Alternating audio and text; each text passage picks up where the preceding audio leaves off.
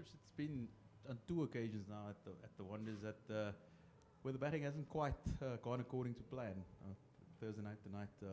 Just what do you put it down to? Is it conditions? Is it or is just not executing what you're looking to go out there and do? Or good bowling from India? I don't think it's one particular thing. I think yes, conditions have played a role, but in no way can we use that as an excuse, right? We still have to find a way. So if you go back to a couple of nights ago, you got to give credit to Indian bowlers. They bowled particularly well, and we didn't have any answers in terms of understanding our options on those conditions. And I guess pretty similar today. Our execution certainly wasn't there. I think the intent to score, and that's something that we often speak about, was certainly there. And something that we will have to reflect on is understanding our options on those conditions. And something that is always going to be judged is our execution. But it's certainly something that we have to take accountability for. We've gone through a period of time where batting has been pretty consistent. And now we find ourselves in a situation where we have to reflect and find some answers, and that's what we need to do. Stu? JP, the batting, sort of the back bit of that Australia series here, the World Cup at the start, was all good. It flowed. The plans all looked like they were working. This is the third out of the last 4 ODIs, if you include the India game in Calcutta, the semi-final, where there's been just top order collapses. When South Africa's good, they're very good, and when they're bad, they've been very bad. How do you explain the stark contrast between those two? Yeah, it's a great question. And the thing about understanding your identity as a batting unit, I think about us as a coaching staff coming in, what has it been, 8-9 months? And when you're trying to build a brand and a style of play, you're potentially going to have those contrasting experiences. And that's where the learning happens for me. So how do we find consistency? Is actually experiencing either or, and then part of the discussion and the preparation and understanding why things are happening, you find that consistency. And that's the journey for us. If we think, where do we go from here? You look at Champions Trophy, you look at 2027. Yes, it's a far way away, but understanding that brand is the important and the style of play. But now it's about identifying the how. So on certain conditions, how are we going to play? When it's good, we're really good, like you said. When the conditions are good, we can score 400. But how do we still find our way to a 280 on a tough wicket? And that's the journey for us. Ken? Oh, no, you can go then, then Zahir. Yeah. Thanks, Lucy. How's it, JP? Just more of a bigger picture type question. What do you feel about ODI cricket being played on pitches that are quite sporty? And I guess especially an occasion like Pink Day. Look, I think if we historically look at the bull ring, the conditions are pretty similar in that first 20 overs in the first innings on a day game. I think back to even just Australia, where we posted close to 300. There was a lot of balls that went past the bat in that first 10 overs, that power play, and we got through it. Unfortunately, today we just couldn't find our way through it. It is something that we know that we were going to come up against, and we didn't find the answers, unfortunately. Yes, in ODI cricket, you want wickets that is competition between good batting and bowling. In the first phase of this game, you'd probably argue that it was probably a lot more than we expected, even though we had an expectation of something there. But with that being said, we still have to find a way. So there's certainly no excuses there. Yes, the occasion is big, but us as the Proteas, we have to find a way.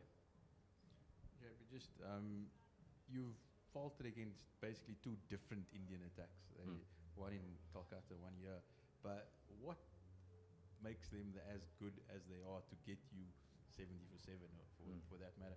And then secondly, also you've chosen to bat under difficult conditions on 2 occasions. Is that brave or is that foolish? What do you think? Okay, so let's address today. You're making decisions based on the information you have. So historically, here you'd think if you get through that new ball period, it's a good place to bat. You put up a good score. There's a tendency for it to take a little bit of turn, become a little bit slower, which means that it might become a little bit tougher to bat. Essentially, they ended up batting in the best part of the day, which is actually the back end of the first innings. I don't think we made the wrong call necessarily on the toss. That was just the information we had, and we made the decision.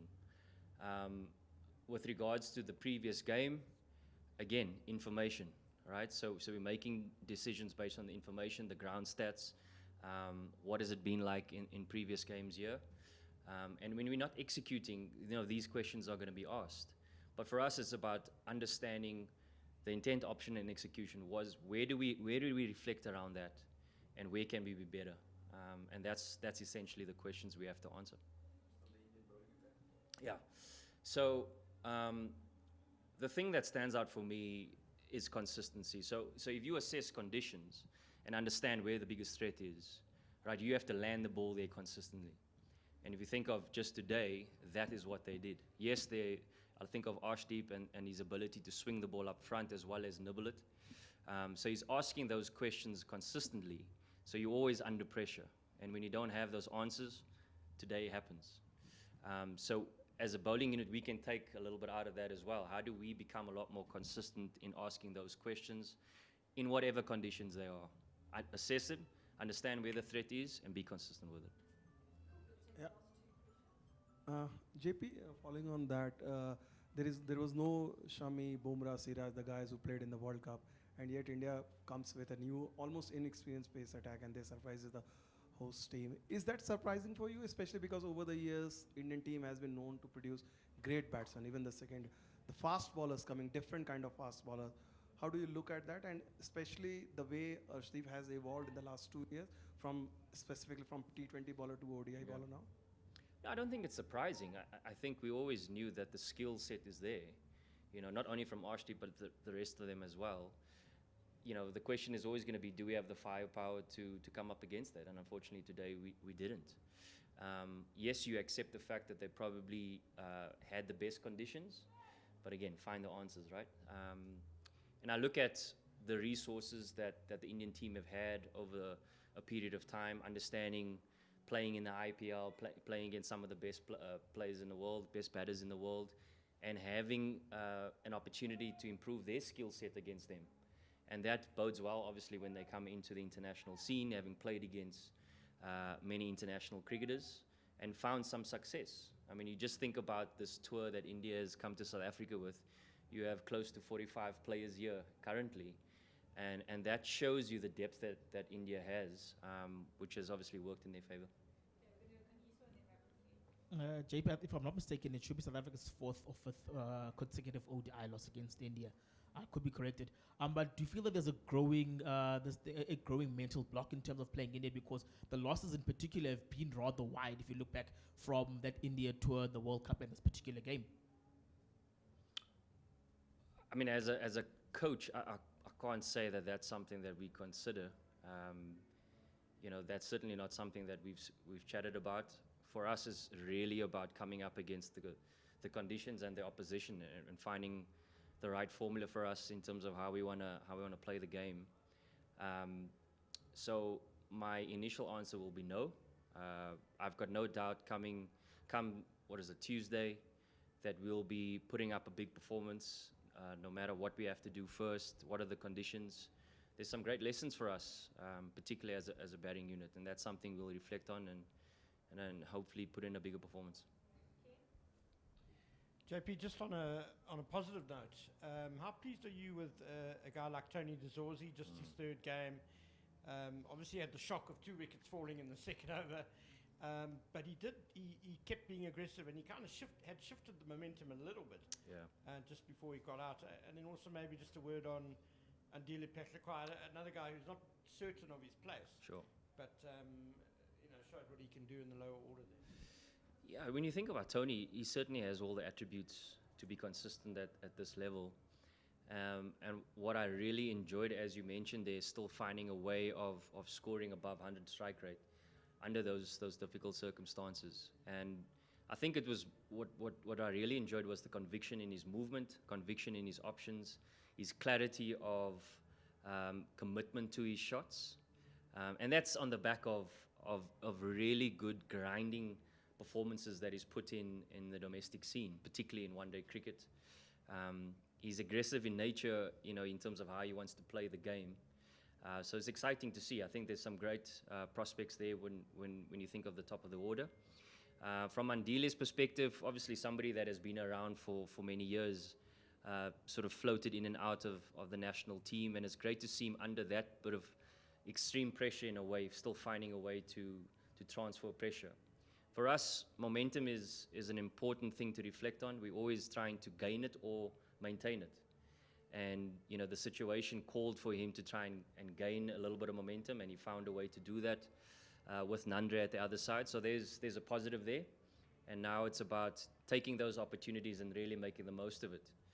You know, if he could get to that 60, 70 run mark in some way, that gives us a chance today. So great starts. And now how do we kick on from there?